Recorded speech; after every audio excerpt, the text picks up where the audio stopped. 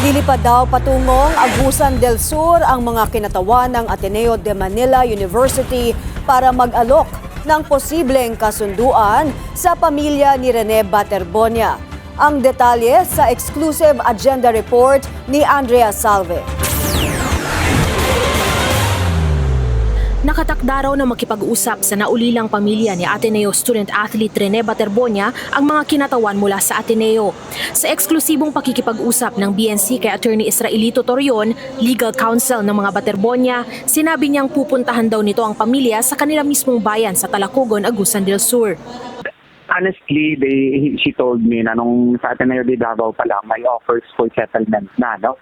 Yung pakay ata on Sunday is to offer again a settlement to the family. I don't know what will be the conditions also of Ateneo. It's just that ang sabi sa akin ni Ma'am Rovilin, may pupunta daw sa Ateneo at pag-usapan daw yung mga bagay na yun.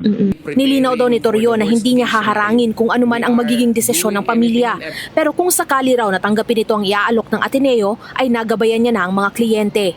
Nabigyan ko sila ng mga alternative sources of action, pwedeng criminal case, pwedeng civil case, pwedeng other cases na i-file. Pero sa kanila yung decision. Pero kung mag-agree sila on a compromise, I also gave them the proper computation, no?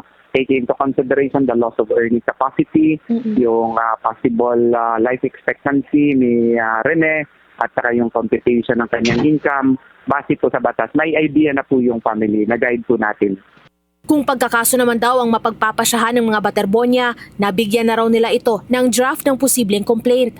Nakikipag-ugnayan na raw si Torion sa CIDG na nagsasagawa ng sariling pag-iimbestiga sa kaso. Gusto raw kasi ng pamilya na maiparating sa kanila ang magiging resulta ng investigasyon. Para sa agenda, Andrea Salve, Billionaire News Channel.